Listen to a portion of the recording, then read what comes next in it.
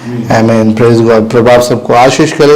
आइए चर्च, आज हम फिर से एक बार एक बाइबल स्टडी की ओर मुड़ेंगे और आज हम परमेश्वर के अस्तित्व के बारे में अध्ययन करने वाले हैं। पिछले कुछ हफ्तों में हमने पवित्र शास्त्र के बारे में बहुत सारी सच्चाइयों को सीखा।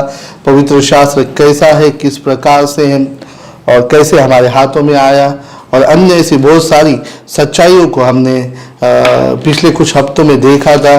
और आज हम परमेश्वर के बारे में सच्चाई को देखेंगे और खास करके परमेश्वर के अस्तित्व के बारे में आज हम देखने वाले हैं। आइए मेरे साथ निकाले भजन संहिता उसकी 14वीं अध्याय और पहला वचन, साम्स 14 वर्स 1। साम्स 14 वर्स 1, भजन संहिता उसकी 14वीं अध्याय और पहला वचन। और यहाँ पर इस प्रकार से लिखा है, मूर्ख ने अपने मन में कहा, कोई परमेश्वर है ही नहीं। वे बिगड़ गए हैं, उन्होंने घिनौने काम किए, कोई सुकर्मी नहीं। आइए हम प्रार्थना करें। अरे पिता, मैं धन्यवाद देता हूँ तेरे वचनों के लिए। पिता, तेरा वचन लोगों के जीवन में काम करे, लोग सच्चाई को समझे और उस पर स्थिर रहे पिता, और उसका प्रचार करे। तेरे पवित्र लहू में हम सभी को समर्पित करते हैं, तो मदद कर प्रभु यीशु के नाम से मांगता हूँ पिता, आमीन। जब हम पवित्र शास्त्र के सिद्धांतों का और गहराई से अध्ययन करते तो सबसे पहले हम परमेश्वर के बारे में अध्ययन करते और हम देखते हैं, जैसे हमने पढ़ा, नास्तिक या अविश्वासी लोग जो है हमेशा प्रश्न पूछते हैं और चुनौती देते हैं कि हम परमेश्वर को या परमेश्वर है ये सिद्ध करें। ध्यान दीजिए, स्वाभाविक रीति से ये विश्वास करना बहुत से लोगों के लिए कठिन होता है कि जिसे वो देख नहीं सकता, छू नहीं सकता या अनुभव नहीं कर सकता, उस पर वो कैसे विश्वास करे। लेकिन जब हम पवित्र शास्त्र पढ़ते हैं, परमेश्वर हमारी समस्या को आसानी से हल करता है। वहाँ पर बाइबल के पहली वचन के अंदर हमें बताया गया है कि आदि में परमेश्वर ने आकाश और पृथ्वी की उत्पत्ति की है। और ध्यान दीजिए, बाइबल सिंपली या साधारण रीति से परमेश्वर के अस्तित्व को स्वीकार करता है और उसके अस्तित्व को, उसके कामों को, उसके गुणों को प्रकट करता है। साथ ही साथ मैं आप सभी को बताना चाहूँगा कि बाइबल कोई ऐसी पाठ्य पुस्तक या ऐसी कोई किताब नहीं है जो परमेश्वर के अस्तित्व को सिद्ध करने का प्रयत्न करती है। लेकिन बाइबल जब आप पढ़ते हो तो इसके सच्चाई या इस सच्चाई के साथ ही आरंभ होता है कि परमेश्वर है। लेखक जो जितने भी बाइबल के अंदर जिन्होंने पवित्र शास्त्र की किताबें लिखी है, उन्होंने कभी भी परमेश्वर के अस्तित्व को सिद्ध करने का प्रयत्न नहीं किया, बल्कि उन्होंने सिंपली परमेश्वर के बारे में प्रचार किया और मानो वे परमेश्वर के द्वारा बातें की। और इसीलिए बाइबल ये डिक्लेयर करती है, बाइबल ये बताती है कि मूर्ख ही अपने मन में कहता है कि परमेश्वर नहीं है। और इसीलिए तुम और मैं पवित्र शास्त्र पर विश्वास करते हैं कि वो ईश्वर प्रेरित है और हम परमेश्वर के अस्तित्व पर विश्वास करते हैं। तो बहुत सारे प्रमाण हमें पवित्र शास्त्र में से परमेश्वर के अस्तित्व के बारे में मिलते हैं। इसके अतिरिक्त प्रिय भाई और बहनों, तुम और मैं ऐसे तर्कों का भी अध्ययन करते हैं जिसके द्वारा हम परमेश्वर के अस्तित्व को सिद्ध करने का प्रयास करते हैं। और आज हम जो है उसका अध्ययन करने वाले हैं। परमेश्वर है, उसका सबसे बड़ा प्रमाण यह है कि वो हम प्रार्थना के द्वारा या हम जब भी प्रार्थना करते हैं, परमेश्वर हमारी सुनता है, हमें उत्तर देता है। और आज तक परमेश्वर ने अनेक लोगों की प्रार्थना की है और उसके कामों को हम स्पष्टता देख पाते। सबसे पहली बात जो मैं आपके साथ बांटने वाला हूँ, ये पवित्र शास्त्र से प्रमाण है। ये बाइबल ये डिक्लेयर करती है कि परमेश्वर है। बाइबल में कहीं पर भी परमेश्वर के अस्तित्व को नकारा नहीं है, बल्कि पहला ही वचन जब आप पढ़ते हो वहां पर लिखा है, आदि में परमेश्वर ने आकाश और पृथ्वी की सृष्टि की। आमीन। आप अपने साथ नोट रख सकते हो और इन वचनों को आप लिख सकते हो ताकि आप लोगों को मुद्दे शुद्ध रीति से बताए। तो यदि परमेश्वर के बारे में कोई पूछता है कि वो कहाँ पर है, तुम्हें कैसे पता है परमेश्वर के बारे में, सच्चा या जीवित परमेश्वर कौन है? तो प्रिय भाई और बहनों, आपको बताना है कि मेरा पवित्र शास्त्र जो है इस बात को डिक्लेयर करता है, इस बात को घोषित करता है कि जीविता परमेश्वर है और तुम और मैं उस परमेश्वर की उपासना करते हैं जिसके बारे में पवित्र शास्त्र में लिखा हुआ है। और एकमात्र सच्चा परमेश्वर केवल पवित्र शास्त्र बाइबल जो आज हमारे पास है उसी के द्वारा उसने अपने आप को प्रकट किया है। और इसीलिए बाइबल हमें परमेश्वर की उपस्थिति, उसके अस्तित्व को निश्चित तौर पे देती है। उसका पूरा प्रकाशित जो है पवित्र शास्त्र के द्वारा ही मिला या पाया या दिया गया है। भजन संहिता 119:1 आकाश ईश्वर की महिमा वर्णन कर रहा है और आकाश मंडल उसकी हस्तकला को प्रकट कर रहा है। आकाश की सुंदरता और महिमा उच्च स्वर से कहती है कि परमेश्वर है।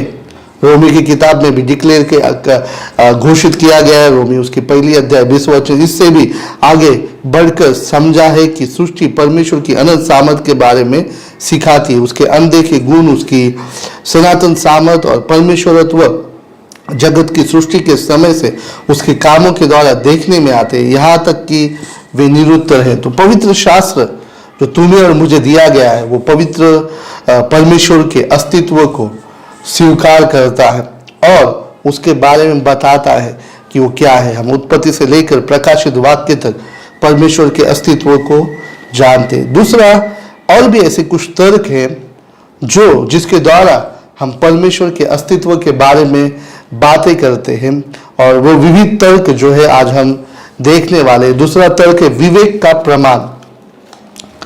विवेक मतलब हमारे अंदर जो विवेक है वो गवाही देता है कि परमेश्वर है, एक सर्वोच्च हस्ती है, एक और प्रिय भाई और बहनों जो हम सबसे ऊपर है, ऊंचा है, हमारा निर्माण करता है, हम सब पर नियंत्रण करता है। इस दुनिया में ऐसे कोई भी कबीला या कोई भी ऐसी जमात या ऐसा कोई भी प्रकार का जाति नहीं है जो ये विश्वास न रखता हो कि परमेश्वर नहीं है। हम देखते हैं बहुत से लोग कहते हैं कि नहीं, मैं नहीं मानता परमेश्वर नहीं, लेकिन ये बहुत ही संदेहास्पद है। कहीं ना कहीं उनके विवेक या उनके मन के अंदर एक गवाही उत्पन्न होती कि कोई है, परमेश्वर है और जो इन सभी चीज़ों पर नियंत्रण करता है। सभी चीज़ें जो हो रही हैं वो यूं ही नहीं हो रही है। रोमी की किताब उसकी 2 अध्याय 15 बताती है वे व्यवस्था की बातें अपने अपने हृदय में लिखी हुई दिखाते हैं और उनके विवेक गवाही देते हैं और उनकी चिंताएं परस्पर दोष लगाती है या उन्हें निर्दोष ठहराती है। प्रेरित काम उसकी 17 अध्याय 23 क्योंकि मैं फिरते हुए तुम्हारे पूजने की वस्तुओं को देख रहा था तो एक ऐसी वेदी भी पाई जिस पर लिखा था अनजाने ईश्वर के लिए। तो यहाँ पर इन 2 वचनों में हम पाते हैं कि मनुष्य का मन गवाही देता है, उसका विवेक गवाही देता है कि परमेश्वर का अस्तित्व है और इसलिए हर एक मनुष्य निरुत्तर है। ऐसे लोग जहाँ पर सुसमाचार सुनाया नहीं गया, लोग वहाँ पर पहली बार पहुँचे और वहाँ पर उन्होंने पाया कि लोग ईश्वर की उपासना कर रहे, लेकिन वे उसके सच्चाई तक नहीं पहुँच सके और उसका जो पूरा प्रगटीकरण उन तक नहीं पहुँचा। और इसलिए हम रोमी की किताब में पढ़ते कि उन्होंने जीवित परमेश्वर को नाशवंत वस्तुओं की समानता में बदल दिया। लेकिन हम एक चीज को पाते कि मनुष्य को पता है कि परमेश्वर है और उसकी उपासना करनी चाहिए, लेकिन मनुष्य अपनी बुद्धि और विवेक के अंदर अंधा होकर वो भटक गया और उसने नाशवंत वस्तुओं के साथ उसकी समानता में परमेश्वर को बदल दिया। और इसीलिए मैंने पहले ही बताया कि परमेश्वर का परिपूर्ण प्रगटीकरण जो है केवल पवित्र शास्त्र के द्वारा ही तुम्हें और मुझे मिलता है। और इसीलिए हर एक मनुष्य के मन में कभी ना कभी कहीं ना कहीं पर शुरुआत से परमेश्वर के अस्तित्व के बारे में एक प्रमाण उनके अंतःकरण में होता है। लेकिन जैसे जैसे वे आगे बढ़ते शैतान नास्तिकता को एक औजार के रूप में इस्तेमाल करता है ताकि वे उद्धार न पाए और नाश की गहरी नींद में वे चले जाए। और हम देखते हैं इसीलिए बहुत ही जरूरी है कि हम परमेश्वर के अस्तित्व का स्वीकार करें। और बाइबल बताती है मूर्ख ही स्वीकार नहीं करता कि परमेश्वर सच में अस्तित्व है। तीसरा कारण हम देखने वाले, पहला हमने देखा पवित्र शास्त्र परमेश्वर के परिपूर्ण प्रकटीकरण को देता है। दूसरा विवेक, हर एक मनुष्य के मन में एक विवेक है जो बताता है कि जीविता परमेश्वर है और ऐसा कोई भी कबीला या जात जमात, आदिवासी जमात हम कह सकते हैं, नहीं मिला है जो ईश्वर को नहीं मानता हो। लेकिन उन्होंने अपने विवेक और बुद्धि को परमेश्वर के उस सच्चे प्रकाशन को नहीं पहचाना और उन्होंने नाशवंत वस्तुओं के साथ उसकी तुलना की और वे अपने आप में भटक गए। लेकिन परमेश्वर हमें वचन से, उसके पवित्र शास्त्र के द्वारा हमें उसके अस्तित्व का प्रमाण देता है। तीसरी बात जो बहुत ही महत्वपूर्ण है, ब्रह्मांड विज्ञान, कॉस्मोलॉजी या कार्यकरण तर्क जिसे कहा जाता है। ये एक तर्क है, एक विचार है, संकल्पना है जिसके द्वारा परमेश्वर के अस्तित्व को सिद्ध किया जाता है। जैसे संसार, ये विश्व विद्यमान है मतलब अस्तित्व में, ये कहीं न कहीं से आया होगा। किसी न किसी व्यक्ति या वस्तु ने या किसी न किसी समय इसे बनाया होगा। आपके पास एक किताब है, दुनिया में जो है बहुत सी आधुनिक मशीनें या प्रेस निकली है जो किताबों को छापती है, लेकिन किताब तब ही छप सकती है जब एक लेखक उसे लिखे। यदि लेखक न हो तो किताब छापना या किताब को केवल वहां पर खाली पन्ने ही होंगे। और इसीलिए यदि कोई किताब है तो उसका लिखने वाला है, यदि कोई भवन है तो उसका बनाने वाला है। और इसीलिए पेड़ या जो भी इस सृष्टि के अंदर चीज है जो सुचारू ढंग से चल रही है, तो इसके पीछे किसी न किसी का हाथ है, इसे संचालन करने वाला कोई है। घड़ी के एक पुर्जे आप एक बक्से में रख दें, करोड़ों साल तक उसे आप हिलाते जाए, क्या संयोगवश या ऐसे ही वो घड़ी के जो पुर्जे हैं वो अपने आप में बन जाएंगे? क्या नहीं। हम यदि सृष्टि की ओर ध्यान देंगे, हम देखते हैं डीएनए या हर एक चीज अपने स्थान पर एक व्यवस्थित ढंग से चल रही है। ग्रह, तारे, सूरज, चंद्रमा और वनस्पति, जो फूड साइकिल है, पानी, बाष्पीभवन, मौसम, हम देखते हैं हर एक अपने स्थान पर है और हर एक जो वस्तु है, हर एक जो चीज है मदद कर रही है कि हर एक बात जो है ठीक रीति से चले। और इसीलिए हम देखते हैं कि यह हमें तर्क देता है कि संसार का अस्तित्व जो है एक बुद्धिमान हस्ती के अस्तित्व के द्वारा, जिसे हम परमेश्वर कहते हैं। चौथा जो है सिद्धांत, जिसे टेलियोलॉजिकल या बनावट से तर्क या एक उद्देश्य मूलक तर्क हम कहते हैं। हाँ जी, एक घड़ी का न केवल अस्तित्व रहता है, लेकिन उसका बनाने वाला भी होता है और एक विशेष कार्य के लिए बनाई जाती है। और एक घड़ी मच्छरों के रहने के लिए नहीं बनाई गई है, पर ये जो बात है तीक्ष्ण बुद्धि वाले मस्तिष्क द्वारा सही समय बताने के लिए बनाई गई है।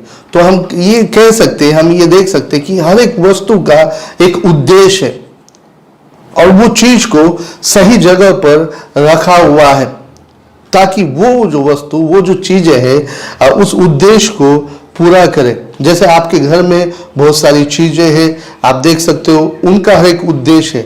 जैसे आपके घर में गैस का चूल्हा है, उसका उद्देश्य खाना बनाने के लिए। आपके पास कपाट है, उसका उद्देश्य ताकि आप अपने कपड़े या चीजें, सामान उसके अंदर जो है स्टोर रखें। आपके पास कुर्सी है तो उसे बैठने के लिए बनाया गया है।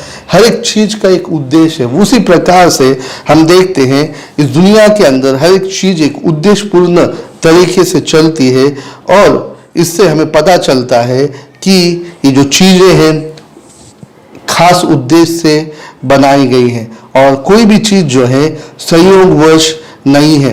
और इसीलिए एक सृष्टिकर्ता जो एक उत्तम मस्तिष्क की योजना का प्रतिफल है, या सृष्टिकर्ता जीवित परमेश्वर ने इसे अपनी बुद्धि और ज्ञान के द्वारा बनाया है। और इसीलिए प्रिय भाई और बहनों, हम परमेश्वर के अस्तित्व को जानते। कोई भी चीज इस दुनिया के अंदर निरर्थक नहीं है। कई सालों से जो अपेंडिक्स जो हमारे पेट के अंदर होता है, लोग कहते थे, डॉक्टर्स कहते थे कि वो निरूपी चीज है, लेकिन बाद में जब अध्ययन किया गया, अध्ययन और तकनीक जब बढ़ी, तब डॉक्टर और वैज्ञानिक को पता चला कि वो एक शरीर का महत्वपूर्ण भाग है, और वो कुछ संप्रेरक जिसे कहते हैं, कुछ ऐसी चीजें हमारे शरीर में उत्पन्न करता है जो शरीर के लिए बहुत ही आवश्यक है, उत्पत्ति उसकी। और पांचवा तर्क हम देखने वाले, जिसे मानव शास्त्रीय एंथ्रोपोलॉजिकल तर्क कहा जाता है, और दूसरे मानव शास्त्रीय या नैतिकता का तर्क भी कहा जाता है। मनुष्य के पास एक बौद्धिक और नैतिक स्वभाव है, और जिससे पता चलता है कि सृष्टिकर्ता केवल एक निर्जीव शक्ति नहीं है, बल्कि एक जीवित, बुद्धिमान और नैतिक हस्ती है। तो जिस परमेश्वर की हम उपासना कर रहे हैं प्रिय भाई और बहनों, वो केवल एक निर्जीव शक्ति नहीं है, जैसे कि दुनिया के अंदर कहा जाता है। लोग कहते हैं परमेश्वर एक शक्ति है, लेकिन ध्यान दीजिए, परमेश्वर शक्ति नहीं है, बल्कि वो एक व्यक्तित्व को रखता है। वो जीवित है, उसके अंदर बुद्धिमत्ता है और उसके अंदर नैतिकता है। और ये जो तर्क है हमें सिखाता है। उत्पत्ति उसकी पहली अध्याय 26 वचन, हम मनुष्य को अपने स्वरूप के अनुसार अपनी समानता में बनाए। 27 वचन, तब परमेश्वर ने मनुष्य को अपने स्वरूप के अनुसार उत्पन्न किया, अपने ही स्वरूप के अनुसार परमेश्वर ने उसको उत्पन्न किया। भजन संहिता 94:9, भजन संहिता 94:9, जिसने कान दिया क्या वह आप नहीं सुनता, जिसने आग दी रची क्या वह आप नहीं देखता। तो ध्यान दीजिए, परमेश्वर ने मनुष्य को कान, आग, ज्ञान, बुद्धि और इच्छा शक्ति दी है, और स्वयं परमेश्वर के अंदर ये सभी बातें विद्यमान है। और मनुष्य एक विवेक को रखता है, अच्छे गलत और बुरे भेद को सिखाता है। तो प्रिय भाई और बहनों, सृष्टिकर्ता जो एक जीवित परमेश्वर है, वो उन सभी नैतिकता से और धार्मिकता से भरा हुआ है, प्रेम का स्वभाव रखता है और दुष्टता से घृणा करता है, और उसने हमें अपने स्वरूप में बनाया। तो जो मनुष्यों के अंदर नैतिकता है, वो हमें सिखाती है कि जीवित परमेश्वर है जिसने हमें अपने स्वरूप में बनाया है। जीवन का तर्क, छठवा जो मैं आपके साथ बांटने वाला हूं, है जीवन का तर्क। यदि जीवन है तो जीवन एक जीवन से ही उत्पन्न होता है, और प्रारंभिक जीवन केवल उस प्राणी से ही आया है जिसके पास अनंत जीवन है। एक उदाहरण के लिए मैं बता रहा हूं, जीवित परमेश्वर जो सारे जीवन का स्रोत है। हम देखते हैं जब हम एक सेब का पेड़ लगाते हैं तो वो सेब का पेड़ उसके अंदर जीवन कहाँ से उत्पन्न होता है, क्योंकि वो जो बीज उसके अंदर जीवन होता है वो उसे अपने पैतृक पेड़ से मिलता है। मेमने का बच्चा वो जीवित कैसे होता है, क्योंकि उस माता भेड़ से उसे जीवन प्राप्त होता है। वैसे ही तुम और मैं जो इस दुनिया में सजीव है, सक्रिय है, जीवित है, हमारे अंदर ये जीवन कहाँ से उत्पन्न हुआ। हम कहेंगे मेरे माता पिता से या उनके माता पिता, लेकिन इन सभी के अंदर जीवन कहाँ से आया, जीवन का मूल स्रोत कौन है। तो बाइबल इसके बारे में बताती है। भजन संहिता 36:9, भजन संहिता 36:9, क्योंकि जीवन का सोता तेरे ही पास है। यूहन्ना उसके 11वीं अध्याय 25 वचन में यीशु मसीह कहता है मैं जीवन हूं, मैं ही जीवन हूं। यूहन्ना 14वीं अध्याय 6वें वचन में भी यीशु कहता है मार्ग, सत्य और जीवन मैं ही हूं। यूहन्ना उसकी 10वीं अध्याय 28 वचन में यीशु मसीह कहता है मैं अनंत जीवन देता हूं। तो ध्यान दीजिए, प्रत्येक जीवन परमेश्वर के द्वारा ही उत्पन्न है। और उत्पत्ति उसकी पहली अध्याय में हम देखते हैं परमेश्वर ने कहा सभी प्रकार के प्राणी हो, पंछी हो, जलचर हो, और हम देखते हैं जब मनुष्य को बनाया उसने अपना जीवन श्वास उसके अंदर फूका और वो जीवितधारी मनुष्य बना। तो जीवन का आरंभ कहीं ना कहीं से हुआ है, और वो केवल एकमात्र तर्क संगत उत्तर उसके लिए है, वो है परमेश्वर के द्वारा ही वो हुआ है। तीसरा, सामंजस्य का तर्क। सामंजस्य का मतलब है सभी कुछ सुव्यवस्थित या समझ या सुलझी हुई चीजें। तो ध्यान दीजिए, नास्तिकता की जो परिकल्पना है कि ईश्वर नहीं है, ये समस्या को सुलझाती नहीं है बल्कि इसे और भी उलझाती है। और प्रिय भाई और बहनों, सामंजस्य का तर्क हमें बताता है कि परमेश्वर जो संसार का सृष्टि करता है उसे स्वीकार करना एक कुंजी है जिसके द्वारा हम एक प्रकाशन ज्ञान और विज्ञान के सभी तत्वों को अनुकूल रीति से प्राप्त करते हैं। और प्रिय भाई और बहनों, ये हमें बताता है कि कुछ भी गड़बड़ नहीं है बल्कि सब भी सुस्थिति में है और सभी का एक उद्देश्य है और सभी एक साथ चलते हैं। और इसीलिए ये जो तर्क है हमें इसे परमेश्वर पे विश्वास करने के लिए मदद करता है। आखिर में मैं आप सबके साथ बांटना चाहूँगा, वो है कि तुम और मैं जीवित परमेश्वर पर विश्वास करते हैं। और प्रिय भाई और बहनों, बहुत ही आवश्यक है कि हम नास्तिकता के विचार को अपने जीवन से निकाल दें। हम सच्चे परमेश्वर को जाने, उसका पीछा करें और उस पर विश्वास करके आगे बढ़े। परमेश्वर का वचन कहता है, इब्रानी 11वीं अध्याय 6वां वचन, परमेश्वर के पास आने वालों को विश्वास करना चाहिए कि वो है। तो तुम्हें और मुझे इस विश्वास में आगे बढ़ना चाहिए कि वो है, और उस पर भरोसा करते हुए जो परमेश्वर ने हमारे उद्धार के लिए मार्ग उत्पन्न किया है उसे स्वीकार करते हुए परमेश्वर की संतान की नाई जीवन बिताना चाहिए। आइए इस वक्त हम अपने सरों को झुकाएंगे, अपने आंखों को बंद करेंगे और जीवित परमेश्वर की ओर ध्यान देंगे। आप इस स्थान पर हो, आपने अपना जीवन प्रभु यीशु को नहीं दिया है और पहली बार आप प्रभु यीशु को अपना जीवन देना चाहते हो, आप अपना हाथ इस स्थान पर उठा सकते हो। या कभी आप प्रभु यीशु के साथ चल रहे थे लेकिन फिर से एक बार आप पाप में